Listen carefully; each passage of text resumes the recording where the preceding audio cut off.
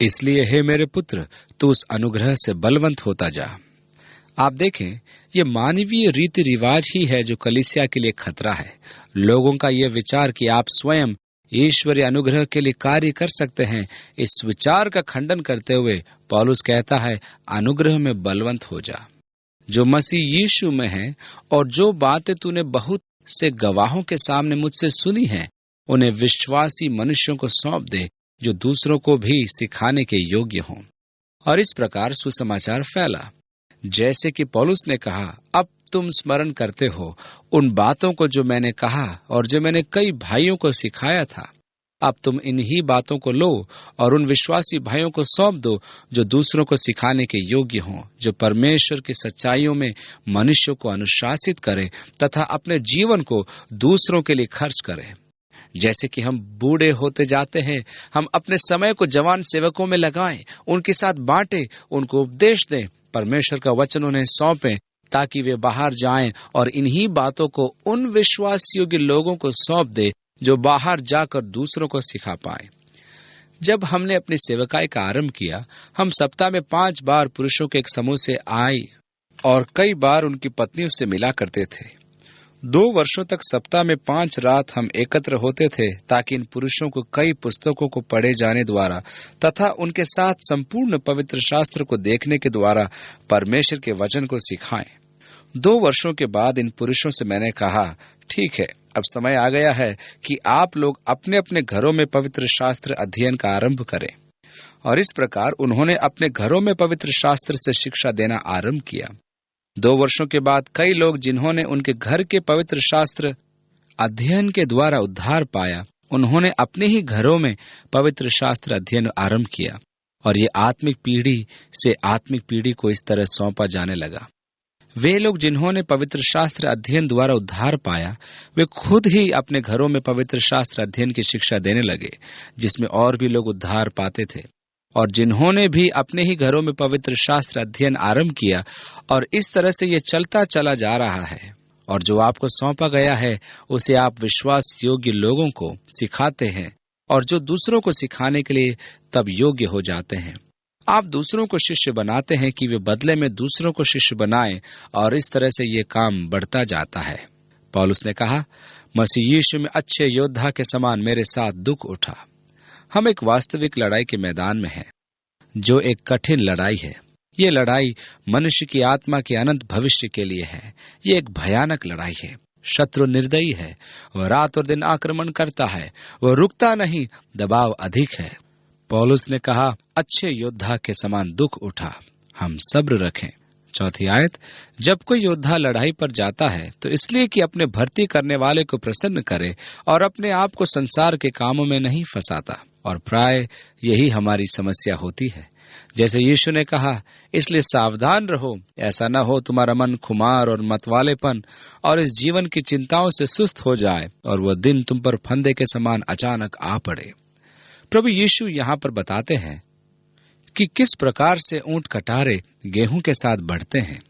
ऊंट कटारों को पहचानते हुए उसने कहा, संपन्नता की इच्छा, इस जीवन की चिंता और अन्य बातों की चिंता मनुष्य के जीवन में सुसमाचार को फलवंत होने से रोकती है। कोई भी व्यक्ति जो लड़ाई में है और जो सेना में भर्ती होता है, जीवन की इन छोटी बातों में अपने आप को नहीं फंसाता। अरे, मैं युद्ध में हूं, मैं इस जीवन की चिंता में नहीं पड़ सकता। मेरी इच्छा है कि मैं अपने भर्ती करने वाले को प्रसन्न करूं। आप देखें, मैंने सेनापति को वचन दी है कि मैं सेवा करूंगा, कि मैं युद्ध में जाऊंगा, कि मैं बुलाए जाने पर उपस्थित रहूंगा। किसी भी समय वो मुझे प्रस्थान करने की आज्ञा दे सकता है और मैं जाने के लिए तैयार रहूंगा। मैं उसे प्रसन्न करना चाहता हूं जिसने मुझे अपना सैनिक बनाया है। ये मेरे जीवन की इच्छा है कि मैं परमेश्वर को प्रसन्न करूं जिसने मुझे इस युद्ध के लिए बुलाया है। अगली आयत, फिर अखाड़े में लड़ने वाला। अब यहाँ पौलुस ओलंपिक और ओलंपिक में होने वाली कुश्ती के मुकाबले का संदर्भ देता है, क्योंकि कुश्ती के मुकाबले जो अखाड़े में होते थे उसमें अपने प्रतिद्वंदी के ऊपर जय पाने के लिए घेरे से बाहर फेंकना होता था या फिर उसे पीठ के बल चित करना होता था। फिर अखाड़े में लड़ने वाला यदि विधि के अनुसार न लड़े तो मुकुट नहीं पाता। जब तक कि आप विधि के अनुसार नहीं लड़ेंगे, आपको मुकुट नहीं मिलेगा, क्योंकि कुश्ती के लिए कुछ नियम हैं जिसके अनुसार कुश्ती लड़ी जानी चाहिए।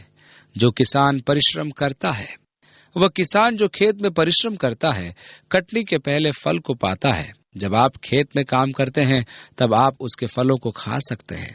उसे फल का अंश पहले मिलना चाहिए। जो मैं कहता हूं उस पर ध्यान दे और प्रभु तुझे सब बातों की समझ देगा। यीशु मसीह को स्मरण रख, जो दाऊद के वंश से हुआ और मरे हुओं में से जी उठा, और ये मेरे सुसमाचार के अनुसार है। यीशु का पुनरुत्थान यह सुसमाचार का केंद्रीय विषय है, इसे नहीं भूलें। पुनरुत्थान को स्मरण रखें, क्योंकि उसके बिना सुसमाचार कुछ भी नहीं है, और इसलिए वह उसे सुसमाचार के केंद्रीय विषय की ओर आने के लिए प्रोत्साहित करता है। और आप पाएंगे कि जहां जहां वे गए, यीशु मसीह का मरे हुओं में से जी उठना ही उनके संदेश का केंद्रीय विषय था। और यही वह संदेश है जो मसीह धर्म को बौद्ध या अन्य धर्मों से भिन्न बनाता है। इसलिए वह उसे मसीह विश्वास की इस अपूर्व भिन्नता को फिर से स्मरण कराता है। नवी आयत, जिसके लिए मैं कुकर्मी के समान दुख उठाता हूँ, यहाँ तक कि कैद भी हूँ, परंतु प्रभु का धन्यवाद हो, परमेश्वर का वचन कैद नहीं। वे मुझे बांध सकते हैं, वे मेरे हाथों को दूसरे सैनिक के साथ बांध सकते हैं जो मेरे पहिरे के लिए हैं, लेकिन वे परमेश्वर के वचन को नहीं बांध सकते हैं। 10वीं आयत, इस कारण मैं चुने हुए लोगों के लिए सब कुछ सहता हूँ कि वे भी उस उद्धार को जो मसीह यीशु में है अनंत महिमा के साथ पाए। इसलिए मैं ये सब कुछ सहता हूँ क्योंकि परमेश्वर ने कुछ लोगों को उद्धार पाने के लिए चुना है। इसलिए यदि मैं अपने बलिदान और समर्पण के द्वारा उन्हें मसीह के ज्ञान के निकट ला सकूं तो यह महान कार्य होगा। मेरी इच्छा है कि मैं उस उद्धार को देखूं जो मसीह यीशु में है, ताकि वे उस अनंत महिमा को पाएं जो परमेश्वर के संतान को मिलती है। इसलिए रोमियो को लिखी हुई पत्र इसके 8वें अध्याय की 18वीं आयत में पौलुस लिखता है, क्योंकि मैं समझता हूँ कि इस समय के दुख और क्लेश उस महिमा के सामने जो हम पर प्रकट होने वाली है कुछ भी नहीं है। अरे हाँ, अब यह कठिन बात है। हाँ, यह कठिन है, बिल्कुल सरल नहीं। यहाँ दुख है, लेकिन इसकी तुलना उस महिमा, अनंत महिमा के साथ नहीं की जा सकती। इसलिए उसने कहा, हमारे पल भर का हल्का सा क्लेश। अरे पौलुस, आप ये क्या कह रहे हैं, हल्का सा क्लेश? अरे बाप रे, आप ही ने एक बार कहा कि आपको पत्थरवाह किया गया, 3 बार बैंतों से मारा गया, 3 बार आपको 39 कोड़े लगाए गए, आपका जहाज टूट गया, आपको मारा गया, आपको कैद किया गया, और वह भी कितनी बार? क्योंकि हमारा पल भर का हल्का सा क्लेश हमारे लिए बहुत ही महत्वपूर्ण और अनंत महिमा उत्पन्न करता है। एक दिलचस्प तुलना, पल भर का हल्का सा क्लेश और अनंत महिमा। इसलिए एक अच्छे सैनिक के समान सब कुछ सह, सांसारिक बातों में मत फंस, उसे प्रसन्न करने का प्रयत्न कर जिसने तुम्हें अच्छा सैनिक होने के लिए बुलाया है। 11वीं आयत, ये बात सच है कि यदि हम उसके साथ मर गए तो उसके साथ जिएंगे भी। पौलुस कहता है कि वे बहुत जल्द मेरे जीवन का अंत करने जा रहे हैं, लेकिन ये तो संसार का जीवन है, परंतु मैं प्रभु के साथ जीऊंगा। 12वीं आयत, यदि हम धीरज से सहते रहेंगे तो उसके साथ राज्य भी करेंगे। यदि हम उसका इनकार करेंगे तो वह भी हमारा इनकार करेगा। यदि हम अविश्वासी भी हों तो भी वह विश्वास योग्य बना रहता है, क्योंकि वह आप अपना इनकार नहीं कर सकता। कुछ लोग होते हैं जो गर्व से कहते हैं कि मैं यीशु मसीह पर विश्वास नहीं करता। तो इससे क्या फर्क पड़ने वाला है? आपका विश्वास करने या न करने से यह तथ्य एक बिंदु मात्र भी नहीं बदलेगा, क्योंकि जो तथ्य है वह तथ्य ही रहेगा। आप उसका इनकार कर सकते हैं, लेकिन वह आप अपना इनकार नहीं कर सकता, क्योंकि अपने स्वयं के अस्तित्व से इनकार करना यह असंभव है। इसलिए आपका यह कहना कि मैं विश्वास नहीं करता कि यीशु मसीह परमेश्वर का पुत्र है, यह मानो इस प्रकार से कहना होगा कि मैं विश्वास नहीं करता कि 2 और 2 4 होते हैं। आपके पास चुनने का अधिकार है, लेकिन आप सच्चाई को बदल नहीं सकते। आपका विश्वास करना और न करना सच्चाई को बिल्कुल नहीं बदल सकता है। यह सच्चाई कि यीशु मसीह परमेश्वर का पुत्र है और वो हमारे पापों के लिए मरा, एक सच्चाई है जो बनी रहती है, चाहे आप विश्वास करें या न करें। आप देखें, आपका यीशु पर विश्वास करना या नहीं करना उस पर बिल्कुल प्रभाव नहीं डालता। ये आप पर गंभीर रूप से और अनंत काल के लिए प्रभाव डालता है। इसलिए यह कहना बेतुका होगा। आप सत्य का इनकार कर सकते हैं, लेकिन वह नहीं कर सकता। वह स्वयं से इनकार नहीं कर सकता। वह जो है और जो उसने किया है उसका वह इनकार नहीं कर सकता। इसलिए यदि हम विश्वास न भी करें, फिर भी जो सत्य है वह सत्य रहेगा। वह स्वयं से इनकार नहीं कर सकता। इसलिए 14वीं आयत के अंदर इन बातों की सुधि उन्हें दिला और प्रभु के सामने चिता दे कि शब्दों का तर्क वितर्क न किया करें, जिनसे कुछ लाभ नहीं होता, वरन सुनने वाले बिगड़ जाते हैं। ऐसे लोग भी होते हैं जो वचन के शब्दों और धारणाओं में उलझ जाते हैं, जो वास्तव में पूरी तरह से लाभप्रद नहीं है। क्या आप जानते हैं कि कलीसिया एक बार इस विवाद में बट गई कि कितने स्वर्गदूत एक सुई के सिरे पर खड़े हो सकते हैं? जरा सोचिए। लोग ऐसी निरी बातों पर वाद विवाद करते थे और लोगों के पास ऐसी धारणाएं थी जो मूर्खता है। ऐसी बेतुकी बातों से किसी को लाभ नहीं होगा। और आज भी आप उन ढेर सारे विवादों को देखते हैं जो लोग लाते हैं और जिससे विभाजन होते हैं। भाई, आपका बपतिस्मा किस प्रकार से हुआ? ओहो, आपका वास्तव में अब तक बपतिस्मा नहीं हुआ। अच्छा होगा कि आप सही रूप से बपतिस्मा लें। क्या आपका बपतिस्मा पीठ के बल पानी में डुबकी लगाने से हुआ? अरे नहीं, सही बपतिस्मा तो मुंह के बल पानी में डुबकी लगाने से होता है। यही एक सही तरीका है। और वे इन बेतुकी और छोटी बातों में पड़ जाते हैं, जिसके परिणाम स्वरूप लोगों का विश्वास बिगड़ जाता है, सुनने वालों का विश्वास भ्रष्ट होता है। 15वीं आयत, अपने आप को परमेश्वर का ग्रहण योग्य और ऐसा काम करने वाला ठहराने का प्रयत्न कर जो लज्जित होने न पाए और जो सत्य के वचन को ठीक रीति से काम में लाता हो। यह विशेष पद स्कोफील्ड की प्रेरणा का स्रोत बना जब उन्होंने अपने द्वारा तैयार किए गए स्कोफील्ड बाइबल में युगों और कालों के बारे में लिखा। यही सही ढंग से सत्य के वचन को काम में लाना होता है। लेकिन यह महत्वपूर्ण है कि हम सही ढंग से सत्य के वचन को बांटें।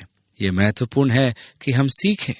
16वीं आयत, पर अशुद्ध बकवाद से बचा रहे, क्योंकि ऐसे लोग और भी अभक्ति में बढ़ते जाएंगे। कुछ लोग ऐसे भी होते हैं जो परमेश्वर के अनुग्रह को अपने स्वयं के कामुकता को ढकने के लिए बदल देते हैं। खैर, यदि परमेश्वर क्षमा करने के लिए एकदम तैयार है और अनुग्रह से भरपूर है, तो इससे वास्तव में कोई अंतर नहीं पड़ता यदि हम पाप करें, क्योंकि हम तुरंत उसको कह सकते हैं, हमें क्षमा कर। और चूंकि वह अनुग्रह से भरा हुआ है, वह हमें क्षमा कर देता है। इसलिए आइए हम पाप करते रहें और बाद में परमेश्वर से क्षमा मांगने के लिए हम उसके अनुग्रह के पास जाएंगे। नहीं, इस प्रकार के अशुद्ध बकवाद सिर्फ अभक्ति को बढ़ाते हैं। स्वयं पौलुस ने कहा कि क्या हम पाप करते रहें कि अनुग्रह बहुत हो? ऐसे विचार छोड़ दें, कदापि नहीं। हम जब पाप के लिए मर गए तो फिर आगे को उसमें क्यों कर जीवन बिताएं? परमेश्वर का अनुग्रह एक बहाना या वजह नहीं है कि आप पाप में जीवन बिताएं और कहें, अरे परमेश्वर, अपने अनुग्रह से मुझे क्षमा कर देना। यह शुद्ध बकवाद है, इससे सावधान रहें। 17वीं आयत, और उसका वचन सड़े घाव की तरफ फैलता जाएगा। हुमिनयुस और फिलेतुस उन्हीं में से हैं। पौलुस यहाँ पर इन लोगों के नाम लेने से नहीं झिझकता, जो यह कहकर कि पुनरुत्थान हो चुका है, सत्य से भटक गए और कितनों के विश्वास को उलट पुलट कर देते हैं।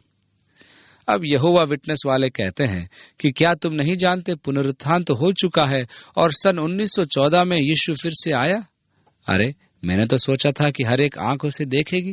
अरे नहीं, यहोवा विटनेस वाले कहते हैं कि केवल वे ही अपनी आत्मिक आंखों से उसे देख सकते हैं। वे लोग जो उनके मुख्यालय के अंदर रहते हैं, उन्होंने उसे न्यूयॉर्क में आत्मिक रूप में देखा और उनका कहना है कि न्यूयॉर्क में गुप्त जगह पर वह अपना शासन चला रहा है। वे कहते हैं कि हम राजयुग में हैं, शैतान बांधा गया है, परमेश्वर की महिमा हो।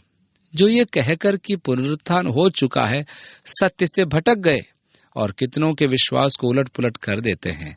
वे कई लोगों को अपनी इस झूठी शिक्षा के द्वारा भरमा रहे हैं और बहुत से लोगों को अपनी ओर खींच रहे हैं। तो भी परमेश्वर की पक्की नींव बनी रहती है और उस पर यह छाप लगी है, प्रभु अपनों को पहचानता है। प्रभु अपनों को पहचानता है और जो कोई प्रभु का नाम लेता है वह अधर्म से बचा रहे। यदि आप मसीही हैं और यदि आप मसीह का नाम लेते हैं, तब आप अधर्म से दूर रहें। प्रभु अपनों को पहचानता है। 20वीं आयत, बड़े घर में न केवल सोना चांदी के पर काठ और मिट्टी के बर्तन भी होते हैं, कोई कोई आदर और कोई कोई अनादर के लिए। पौलुस यहाँ कलीसिया को एक बड़े घर के रूप में बताता है। यीशु ने राज्य के दृष्टांतों में प्रकट किया कि परमेश्वर ने कलीसिया के लिए जो इच्छा नहीं किया था वही वो बनने को जा रही है। मत्ती के सुसमाचार के 12वें और 13वें अध्याय में परमेश्वर के राज्य की वे 7 दृष्टांत कलीसिया के विषय में बताते हैं। ये राई के दाने के बराबर है जो बहुत छोटा है, लेकिन वो बोया गया और एक बड़े पेड़ के रूप में बढ़ गया। अरे जरा रुके, आप जानते हैं कि राई का पेड़ नहीं होता, राई की झाड़ियां होती है। यदि आपके पास पेड़ है तो आपको उसकी सामान्य बढ़त को देखना होगा। आकाश के पक्षी आकर उस पर बैठेंगे और घोंसला बनाएंगे। वचन में पक्षियों की व्याख्या प्राय बुराई के लिए की गई है। आपको बीज का दृष्टांत याद होगा कि किस प्रकार से कुछ बीज मार्ग के किनारे गिरे और पक्षियों ने आकर उसे चुग लिया। यहाँ पक्षी को शैतान के उदाहरण के तौर पर किया गया है, जिसने उन वचनों को चुग लिया जो जड़ नहीं पकड़ पाए थे। अरे यीशु ये क्या कह रहे हैं कि शैतान कलीसिया के अंदर अपना डेरा बनाएगा? हाँ, उसने कलीसिया के अंदर अपना डेरा बना लिया है। आजकल कलीसियाओं में ऐसे ऐसे उपदेश सिखाए जाते हैं जो आप सोच भी नहीं सकते हैं। हुमिनयुस और फिलेतुस उन्हीं में से हैं जो सत्य से भटक गए हैं।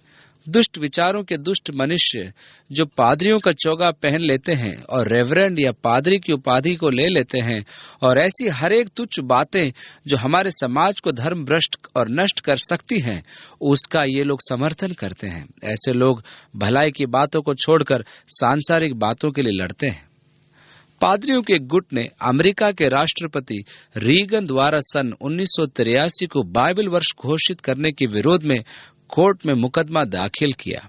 अरे पादरी का चोगा पहनने या उपाधि से कोई सेवक नहीं बन जाता, केवल परमेश्वर ही नियुक्त करता है। बहुत से लोगों के पास रेवरेंड की उपाधि है। मैं डरता हूं यदि कोई इस उपाधि को लेता है। कभी कभी लोग मुझे रेवरेंड कहकर संबोधित करते हैं तो मैं दुबक जाता हूं। वे पुस्तकों पर और पत्रों पर लिखते हैं तो मैं दुबक जाता हूं, क्योंकि मैं जानता हूं कि वे मुझको सही तौर पर नहीं जानते हैं, क्योंकि मैं अपने आप को रेवरेंड नहीं समझता। पवित्र शास्त्र बताता है कि हमें परमेश्वर के पवित्र नाम का भय मानना है। मैं यह करता हूं, लेकिन मैं नहीं चाहता कि कोई मेरे नाम का या मेरा भय माने। परमेश्वर मेरी सहायता करे। मैं आप लोगों के समान पापी हूं। मुझे भी आपके समान परमेश्वर के अनुग्रह की आवश्यकता है। बड़े घर में न केवल सोने चांदी ही के, पर काठ और मिट्टी के भी बर्तन होते हैं, कोई कोई आदर के लिए और कोई कोई अनादर के लिए। स्वर्ग का राज्य खमीर के समान है, जिसको किसी स्त्री ने लेकर 3 पसेरी आटे में मिला दिया, और होते होते वो पूरा आटा खमीर हो गया। पवित्र शास्त्र में खमीर दुष्टता को दर्शाता है। पाप का खमीर, पाखंड का खमीर, यह एक प्रकार का पाप है, क्योंकि सड़ाहट के द्वारा यह फैलता चला जाता है, और ऐसा ही कलीसिया के साथ भी होता है। उसके अंदर का खमीर धीरे धीरे पूरे आटे को खमीर बना देता है। वह दुष्ट प्रभाव जो पूरे कलीसिया में छोटे छोटे छिद्रों के माध्यम से प्रवेश करती है। स्वर्ग का राज्य उस मनुष्य के समान है जिसने अपने खेत में अच्छा बीज बोया, पर जब लोग सो रहे थे तो उसका शत्रु आकर गेहूं के बीच जंगली बीज बोकर चला गया। जब अंकुर निकले और बालें लगी तो जंगली दाने के पौधे भी दिखाई दिए। दासों ने मालिक से कहा, क्या तेरी इच्छा है कि हम जाकर उन जंगली दाने के पौधों को उखाड़ फेंके? उसने कहा, नहीं, कटनी तक दोनों को साथ बढ़ने दो, और कटनी के समय मैं काटने वालों से कहूंगा कि पहले जंगली दाने के पौधे बटोर कर जलाने के लिए उनके गट्ठे बांध लो, परंतु गेहूं को मेरे खत्ते में इकट्ठा करो। यीशु ने बताया कि यह दुष्ट प्रभाव कलीसिया में पाए जाएगा। वे एक साथ बढ़ेंगे जब तक कि कटनी का दिन न आए। कलीसिया एक परिपूर्ण संस्था नहीं है। कलीसिया सब प्रकार के लोगों से बनती है, और ये आपके लिए बुद्धिमानी होगी कि आप इसे पहचानें, क्योंकि आप ऐसे लोगों की संगति में पड़ सकते हैं जो दूसरों से बढ़कर अपने आप को मसीही बताते हैं। जो हे प्रभु कहते हैं, वे सब परमेश्वर के राज्य में प्रवेश नहीं करेंगे, और हम इस विषय में अंधे या मूर्ख न बने। परमेश्वर का धन्यवाद हो कि यहाँ भलाई है। परमेश्वर का धन्यवाद हो जो विश्वास योग्य है। परमेश्वर का धन्यवाद हो उन लोगों के लिए जो वास्तव में परमेश्वर को संपूर्ण हृदय से ढूंढते हैं, और इन्हीं लोगों के कारण हमारा जीवन है। यदि वे न होते तब परमेश्वर बहुत पहले ही कलीसिया का न्याय कर चुका होता और यह मिट गई होती। लेकिन एक समय आएगा जब न्याय किया जाएगा। कहाँ? परमेश्वर के भवन में। पहला पत्रस 4 के 18 के आधार पर यदि धर्मी व्यक्ति ही कठिनाई से उद्धार पाएगा तो भक्तिहीन और पापी का क्या ठिकाना। इसलिए कलीसिया एक परिपूर्ण संस्था नहीं है, और वे लोग जो अपनी सेवकाई में पूरा जोर कलीसिया को परिपूर्ण करने के लिए लगा रहे हैं ताकि प्रभु यीशु जल्द आ सके, उन्हें घोर निराशा का सामना करना पड़ेगा। क्योंकि बड़े घर में सब प्रकार के बर्तन होते हैं, कोई आदर के लिए, कोई अनादर के लिए। वे बर्तन जो सोने और चांदी के होते हैं घर के स्वामी के लिए हैं, ताकि वह इन सोने और चांदी के बर्तनों में खाए पिए। ये वे बर्तन हैं जिनका आप अतिथि सत्कार के लिए इस्तेमाल करना पसंद करेंगे। आप सोने और चांदी के अपने सब अच्छे बर्तन बाहर निकाल लेते हैं जब आपके मित्र आपसे मिलने आते हैं, लेकिन उसी बड़े घर में कूड़े करकट होते हैं जिसे बाहर फेंक देना चाहिए। इसलिए मिट्टी के बर्तन होते हैं जिसमें आप सब कूड़ा डालते हैं। ये अनादर का पात्र है, आप कूड़ा करकट उसमें डालते हैं। हम इस बड़े घर में हैं जिसमें सब प्रकार के बर्तन होते हैं, कोई आदर के, कोई अनादर के। हम एक बर्तन हैं। मैं किस प्रकार का बर्तन हूँ? क्या मैं आदर का बर्तन हूँ जो स्वामी के उपयोग के लिए अच्छा हो? ऐसा मैं किस प्रकार से हो सकता हूँ? सर्वप्रथम मैं अशुद्ध शिक्षा से और उन लोगों से जो अशुद्ध शिक्षाओं को बढ़ावा देते हैं अपने आप को अलग करूं। 21वीं आयत, यदि कोई अपने आप को इनसे शुद्ध करेगा, ये ही हैं जिन्हें मैं प्राय निष्फल शिक्षाएं कहता हूं। आप कहेंगे इस उपदेश में कोई गलती नहीं है, थोड़ा अजीब सा लगता है, लेकिन किसी को चोट नहीं पहुंचती। हाँ, ये चोट पहुंचाता है। कई बार ऐसी शिक्षाएं हैं जिसके सिखाने से सच्चे उपदेश निष्फल हो जाते हैं। जब आप ऐसे उपदेश के अनुसार चलना आरंभ करते हैं, ये आपको ऐसा निष्फल बना देते हैं कि आप फलदायक नहीं होते। ऐसी शिक्षाएं जो लोगों को सिर्फ अपने आप में सीमित करने को उकसाती है, दुष्कामना और पेटूपन और आलस्य की दुष्टात्माओं को जो चारों ओर घूम रहे हैं और विश्वासियों को ग्रसित कर देते हैं, ऐसी दुष्टात्माओं को एक दूसरे के भीतर से निकालना ऐसे लोगों के लिए एक खेल है। ऐसे लोग कहते हैं कि आज की रात हम दुष्टात्मा को निकालेंगे, आइएगा हम दुष्टात्मा को बाहर निकालेंगे। और जब एक व्यक्ति जमाई लेता है तो वह कहते हैं, अरे अरे, क्या तुमने उसे जमाई लेते हुए देखा? अच्छा होगा कि हम उसके अंदर से नींद की दुष्टात्मा को निकालें। अपने आप को इन बातों से शुद्ध करें। ये बातें लाभ की नहीं है, तो वह आदर का बर्तन और पवित्र ठहरेगा। इसका मतलब है परमेश्वर आपको अलग करेगा, परमेश्वर आपका अभिषेक करेगा और आप स्वामी के उपयोग के लिए तैयार हो जाएंगे। तब परमेश्वर आपको उपयोग करना आरंभ करेगा। क्या सचमुच यही हमारे जीवन का ध्येय नहीं कि किसी का जीवन छुए जाने के लिए हम परमेश्वर के द्वारा उपयोगी बने, कि परमेश्वर के प्रेम का बखान करने के लिए हम उसके द्वारा इस्तेमाल किए जाएं, कि हम एक ऐसा यंत्र बने जिसे परमेश्वर इस्तेमाल करे। यही जीवन का अर्थ है और स्वामी के काम आएगा और हर भले काम के लिए तैयार होगा। परमेश्वर आपको वचन, प्रार्थना और आपके अनुभवों के द्वारा तैयार करना आरंभ करता है। ये सब परमेश्वर की ओर से आपको तैयार करने का एक भाग है। पौलुस ने इफिसियों को लिखा और कहा, क्योंकि हम उसके बनाए हुए हैं और मसीह यीशु में उन भले कामों के लिए सृजे गए हैं जिन्हें परमेश्वर ने पहले से हमारे करने के लिए तैयार किया है। परमेश्वर ने पहले से ही इस सेवा को, जो वह चाहता है कि आप उसकी महिमा के लिए करें, नियुक्त किया है। लेकिन सबसे पहले उसे आपको तैयार करना होता है। इसलिए वे अनुभव जिनसे होकर मैं जाता हूँ, कठिनाइयां, दुख, परीक्षा, सताव, ये सब हमें तैयार करने के लिए परमेश्वर का एक भाग है। क्योंकि परमेश्वर ऐसे बर्तन को तैयार करना चाहता है जो स्वामी के उपयोगी ही हों, और वो मुझे खाली करता है ताकि वह अपनी परिपूर्णता से मुझे भरे, जिससे आगे को मैं अपनी महिमा के लिए नहीं परंतु अब उसकी महिमा के लिए जीऊं, कि मैं उसकी सेवा इस रीति से करूं जिससे उसको महिमा मिले।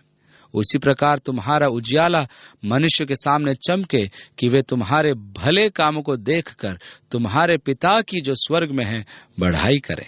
भले काम के लिए तैयार। 22वीं आयत, जवानी की अभिलाषाओं से भाग। कितने जवानी की अभिलाषाओं के कारण घायल और नष्ट हो गए हैं, उनसे भाग। सबसे बड़ा उदाहरण यूसुफ का है। जब वो पोतीफर के घर में काम कर रहा था और पोतीफर की पत्नी उसे चाहने लगी और अपने शयन कक्ष में आने के लिए यूसुफ को प्रलोभन देती रही, प्रतिदिन उसे अपनी ओर आकर्षित करती रही। एक दिन जब सारे सेवक बाहर थे, उसने उसका वस्त्र पकड़ लिया और बलपूर्वक बिस्तर पर ले जाना चाहा, और वह अपना वस्त्र उसके हाथ में छोड़कर भागा। वो उघाड़े ही भाग गया। जवानी की अभिलाषा से भागना सबसे बुद्धिमानी की बात जो वह कर सकता था। कुछ ऐसा समय भी आता है जहां भागना ही बुद्धिमानी है, जवानी की अभिलाषा से भाग। पर जो शुद्ध मन से प्रभु का नाम लेते हैं, उनके साथ धर्म और विश्वास और प्रेम और मेल मिलाप का पीछा कर। और इसलिए वे जो शुद्ध हृदय से पुकारते हैं, ऐसे व्यक्तियों में क्या बातें पाई जाती है? उनका चरित्र क्या है? धर्म, विश्वास, प्रेम और मेल मिलाप। 23वीं आयत, पर मूर्खता और अविद्या के विवादों से अलग रह, क्योंकि तू जानता है कि इनसे झगड़े उत्पन्न होते हैं। ऐसे बहुत से प्रश्न हैं जिससे सिर्फ विवाद ही होता है। इसलिए वह कहता है, ऐसे प्रश्नों से दूर रहे। उनका इरादा सिर्फ फूट डालने का है। वे वास्तव में सिखाना नहीं चाहते या सीखना नहीं चाहते। वे सिर्फ एक विवाद चाहते हैं। वे झगड़े में पड़ना चाहते हैं। 24वीं आयत, प्रभु के दास को झगड़ालू नहीं होना चाहिए, इन विवादों में नहीं पड़ना चाहिए। आगे लिखा है, पर वह सबके साथ कोमल और शिक्षा में निपुण और सहनशील हो। सिखाने के लिए तैयार, लेकिन इसके लिए आपको सहनशील होने की आवश्यकता है, क्योंकि बड़े घर में सब प्रकार के बर्तन होते हैं। 25वीं आयत, वह विरोधियों को नम्रता से समझाए, क्या जाने परमेश्वर उन्हें मन फिराव का मन दे कि वे भी सत्य को पहचाने। आप आशा रखते हैं कि परमेश्वर कार्य करेगा।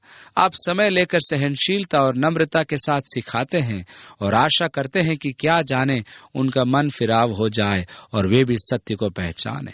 26वीं आयत, और इसके द्वारा उसकी इच्छा पूरी करने के लिए सचेत होकर शैतान के फंदे से छूट जाएं। वाह, क्या ही महत्वपूर्ण पद है। यह पद बताता है कि कुछ ऐसे लोग हैं जो शैतान द्वारा बंदी बनाए गए हैं। वे शैतान द्वारा बंधे हैं, वे उसके बंधुए हैं। अब हमारे पास यीशु मसीह के द्वारा वह सामर्थ और अधिकार है जिसके द्वारा हम उन्हें छुटकारा दे सकते हैं जो शैतान के चंगुल में हैं, उन्हें जिन्हें शैतान पकड़े हुए है। यीशु सब मनुष्यों के लिए मरा, वह संसार के पापों के लिए मरा। यह व्यक्ति का काम समस्त मानव जाति के लिए पूरा हो चुका है। यह मुक्ति प्रत्येक मनुष्य के पापों को ढांकता है। यीशु ने मुक्ति के द्वारा संसार को वापस परमेश्वर के पास लौटा लाया। फिर भी शैतान कई लोगों को बंदी बनाए हुए है, लेकिन वह अधिकार जो उसके पास है एक ऐसा अधिकार है जिसे वह लिए हुए है। लेकिन जब तक लोग उससे सहमत हैं, वे उसके बंदी बने रहेंगे। और लोग उससे सहमत हैं क्योंकि उसने उनकी सच्ची स्थिति के प्रति उनकी आंखों को अंधा कर दिया है। पौलुस ने कहा, और उन विश्वासियों के लिए जिनकी बुद्धि इस संसार के ईश्वर ने अंधी कर दी है, ताकि मसीह जो परमेश्वर का प्रतिरूप है, उसके तेजोमय सुसमाचार का प्रकाश उन पर न चमके। एक अविश्वासी की बड़ी ही दुखद दशा होती है जब वह शैतान का बंदी होता है। उसकी आंखें ऐसी अंधी होती हैं कि वह अपनी हालत की सच्चाई को देख नहीं पाता। वह नहीं जानता कि उसकी दशा कितनी संकटपूर्ण है, क्योंकि शैतान ने उसकी आंखों को अंधा कर दिया है। वह परमेश्वर का विरोध करता है। शैतान ने यीशु मसीह के सच्चाई के संबंध में उनकी आंखों को अंधा कर दिया है। ऐसे लोग कहते हैं, अरे मैं बाइबल पर विश्वास नहीं करता क्योंकि उसमें सब प्रकार की परस्पर विरोधी बातें हैं। तब मैं उनसे कहता हूं कि वे मुझे एक परस्पर विरोधी बात बाइबल में से दिखलाएं। जवाब में वे कहते हैं, अरे उसमें बहुत सी परस्पर विरोधी बातें हैं। मैं ऐसा कहने वालों से बार बार पूछता हूं कि वे कम से कम एक परस्पर विरोधी बात बाइबल में से निकाल कर दिखाएं। इस संसार के ईश्वर ने उनकी आंखों को अंधा कर दिया है। वे सत्य को नहीं देख सकते। यह आवश्यक है कि हम उन्हें बंधुआई से निकाल ले आएं। क्या उन्हें बंधुआई से निकालना हमारे लिए संभव है? यूहन्ना 8:32 में लिखा है, तुम सत्य को जानोगे और सत्य तुम्हें स्वतंत्र करेगा। हम प्रेम में उन्हें सिखा सकते हैं, उन्हें निर्देश दे सकते हैं और उस सत्य को बता सकते हैं जो उन्हें स्वतंत्र कर सकता है। हम प्रार्थना के द्वारा उनकी आंखों को खोल सकते हैं ताकि वे सत्य को पहचाने। हम शैतान के कार्य को बांध सकते हैं जो उनकी आंखों को अंधी कर रही है और जो उन्हें सत्य को पहचानने से रोक रही है। इस प्रकार हम उन्हें इस बंधुआई से छुड़ा सकते हैं। निश्चय हम इस युद्ध में डटे रहें, एक अच्छे योद्धा के समान दुख उठाएं, खाइयों में जाकर शत्रु के विरुद्ध लड़े जिन्हें वो बंदी बनाए हुए है और उन्हें छुड़ाएं। यीशु मसीह के सुसमाचार के सत्य के द्वारा उन्हें स्वतंत्र करें। हम आदर के बर्तन बने जो स्वामी द्वारा उपयोग में लाए जाए, ताकि उसके प्रेम और उसके अनुग्रह को हमारे चारों ओर के जरूरतमंद संसार में फैलाएं। आइए हम प्रार्थना करें। हे प्रभु यीशु, हम धन्यवाद करते हैं तेरे वचन के लिए, तेरी सहायता के लिए और तेरे बल के लिए। और अब हे प्रभु, तेरा वचन अधिकाई से विश्वास के द्वारा हमारे हृदय में बसे, ताकि यीशु मसीह का हमारे प्रति प्रेम की लंबाई और चौड़ाई और गहराई और ऊंचाई को हम समझने के योग्य हों। और प्रभु, हम आज अपने देह को एक जीवित बलिदान के रूप में समर्पित करते हैं। हम अपने हाथ, मुंह और पैर को तेरी ओर समर्पित करते हैं, ताकि तू उन्हें इस पाप में मरते हुए संसार तक तेरे प्रेम को पहुंचाने के लिए धार्मिकता के अंग में उपयोग करे। यीशु मसीह के नाम में आमीन। परमेश्वर आपको अधिकाई से आशीष दे, आपको अपने वचन, प्रेम और सत्य से भरे और सब बातों में आपकी अगुवाई करे। अपना हर दिन वचन से आरंभ करें जो सत्य पर आधारित है। आप मसीह में ऐसे बढ़ें, परिपक्व हों और उन्नति करें, ताकि उसको महिमा और आनंद देने के लिए आपका जीवन उपयोगी हो। यीशु मसीह के नाम में आमीन।